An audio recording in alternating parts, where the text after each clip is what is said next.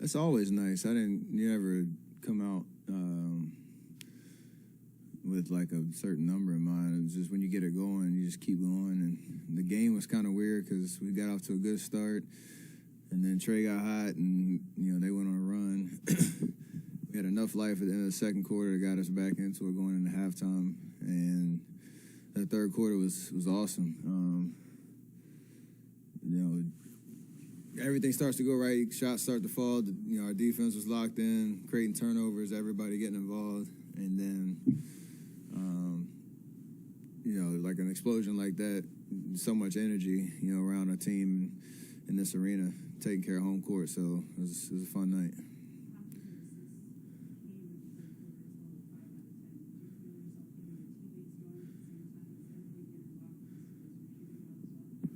Yeah, because when you get it hot like that, unless you're facing, kind of junk defenses, usually I see everything, the pictures really well, and I was able to get wherever I want on the floor. Sometimes that means shots. Sometimes it means, just making a simple play, finding the open guy.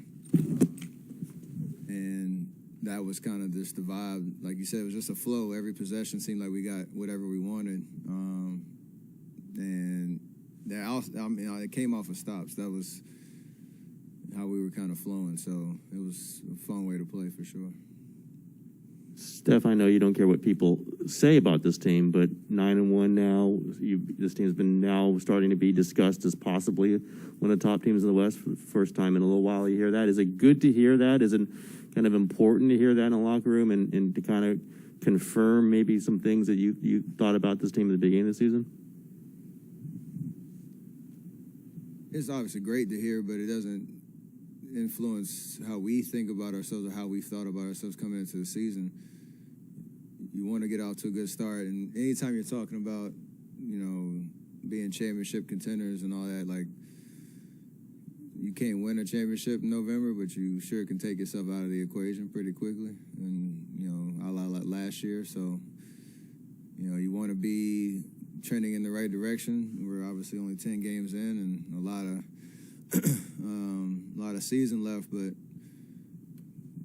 you want to be a threat every single night to win games, no matter who you're playing. And I think we're in that position now. And then, as we get off this homestand and get back on the road and, play some teams at the top of the standings, do what we do, and continue to prove that. So that's the mentality. But it is nice to be, in this position. Steph, first of all, what happened with your shoulder? Kind of got jammed on the screen. Similar thing that happened in the last preseason game, but just a little tweaking was fine. No, you get any treatment after? No, it's almost identical. I know how it responds, so it's one of those kind of wake you up type of feelings, and then no harm, no foul, no. And secondly, when do you know that it's going to be one of these type of nights? It's kind of hard to say. Obviously you made the first two, and they both, the rhythm and the way the ball comes off your hand feels good, but you kind of just stay in the moment, and every possession it starts to kind of build on the previous one, and maybe going into the half, the shot that got us within four, and the way the game had gone. You carry that momentum into the locker room and come out in the third quarter. That's when you kind of start to wait for the avalanche to fall, and it did. What changed schematically defensively to help you guys in the second half? We tried different looks on the pick and roll with Trey because, he had every option in the first half. He was scoring the ball. He was playmaking. He had a lot of space to operate. And they're pretty talented because they have size. John Collins can shoot. He can space a little bit, and he can punish you in the paint. And then they have two other shooters out there. So if you let him kind of roam around and get his offense and play make, he's tough. And so we try to take one of those away in the second half. And GP was awesome. I know he had fouls, but he made his presence felt. And then I think we tried a little gimmick defense on our own to try to slow the rhythm down a little bit. So it worked. And, you know, night to night, you got to be able to make those adjustments on the fly, especially against a player as dynamic as he was or is and was in the first half. How did you feel knowing you were putting a box and one on the other loved team? it. You did? It's great to be on the elbow instead of trying to run around myself. Stephen, Steve said a few days ago that you were kind of under the weather, and I'm just wondering, was it just some mild illness, and how are you feeling now? I felt good. It was kind of one of those little, I don't even, like congestion type thing. It was hard to breathe, and the energy's kind of a little down. But yeah, felt great. Been able to get a little bit of rest, and still be out there and still do what I do, and try to influence games. And then I feel way better now. So obviously it showed. You said in the past that sometimes there's no relationship between how pregame goes and what happens in a game. Tonight, was there any relationship at all between pregame feel and the game? A little bit. I had a conversation with Bruce Frazier, aka Q, and we kind of talked about certain preparations into my shot and just certain mechanics that he called it. I need you to have a little bit more conviction about, when it's time to shoot, and just a little seed he planted, and took that in the warm-ups and the rest of the game. So he's very timely with those words of wisdom. He's the most interesting man on the bench, so needed that tonight. Steph, along those lines, Steve said you still love the process every day, and whether that means spending more time in the trainer's room at this stage in your career, that you still... What? I said or not. Or not. Right, no, but I mean... everything else to stay out of there. Exactly, but different things that you have to do to get your body ready, maybe. Yeah, I feel you. Do you still love the process that way? And what do you like before the games when you're just entertaining the fans and along what Monty asked? It's part of the science of everything that gets you ready for the season, for every game.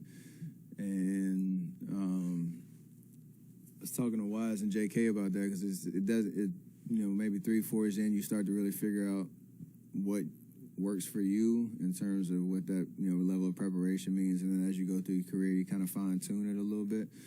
But a lot of it, to your point, is just understanding I'm blessed to play this game and feel healthy. Guys put me in a position where I still have joy and love what I do and who I get to do it with, and who we get to play in front of and all that. So whatever it takes to maintain that, and I have a pretty good understanding, good clarity around what that is. It's what you rely on, especially through 82 games, because it's a lot. So you kind of get lost in the process, and it keeps reaping benefits, so you stick with it. Steph, how locked in are you on the other elements of your game? Defense, passing, leadership talking. How do you feel in those areas? Feel good. I mean, the momentum of everything that we're doing as a team continues to feed on itself, and with Wiggs, Draymond, Loon, and that starting lineup, me and JP have to make our presence felt on defense and do our job. It's mostly just being focused and having effort on that end of the floor, and I think we're showing that. JP's been awesome, making positive strides in terms of taking on those challenges on one-on-one defense and in our team concepts and all that, and I'm trying to demonstrate what that looks like on a night-to-night. And then everything else is just being as present and observant as possible on what's happening in the locker room and practice, and making sure we're all on the same page on what we're trying to do. So I feel locked in all the way around. Do you feel like this is the best you've been all around? I mean, yeah, it should be. Just keep learning from years past and keep adding on, different layers to who I am as a person and a basketball player and all that. So maybe Andre's like the Wizard of Oz in the locker room in terms of his presence and all that. But I feel like I have a lot to offer as well on that front. Steph, those third quarter runs used to kind of be a trademark of this team, and it's been a little weird the last couple of years without fans and stuff like that. Tonight, when you get it going like that, people are saying on Twitter and watching the game, this feels like the old Warriors. Obviously, different team, obviously different circumstances, but you kind of get that throwback to Oracle when things are going like that. Yeah, Chase is starting to pick up a spirit of its own. It's an unfair comparison to Oracle, honestly, but we're trying to put ourselves in a position where we're winning games, protecting home court, where we can develop a new identity of what this building means in terms of home court advantage. So, we had 3 championships in that building. We want to try to get one in here, but it's a work in progress, and it does make a huge difference having a sold out arena and that buzz and energy. You talk to the opposing players who come in, they've been on the other side of that and feeling pretty comfortable coming in this building, in the last couple of years, and they've noticed, how much of a difference it makes. So it helps for sure. Can you go back to Andre being the Wizard of Oz, the man behind the curtain? Is he pulling the strings the way he used to, like vintage Andre? He's wearing a lot of hats right now. So he's and we always talked about with him, like, it wasn't just him coming back to do that. It's what he can provide on the court as well, and he's showing that, when he's out there. So huge having him back for sure. In that hot third quarter, it was you and Draymond and Andre on the floor together. Did that feel like old times? And what is the communication between you guys so good it's not even verbal? For the most part, there was that one play in transition where I came down in the middle of the floor, and I felt somebody coming, and I saw it was Draymond at the last second. So I dropped it off to him, and he throws a lob to Andre, and I smiled on that possession because it was kind of a blast from the past type moment. And we've had a couple of those. And obviously we're patiently waiting for number 11 to come back too, so it'll be even better. But yeah, there's that familiarity, obviously, and the comfort level of knowing how much this matters to us all to try to get back to that level. Andre dunked 3 times. Did he really? He had a day off yesterday, so it worked.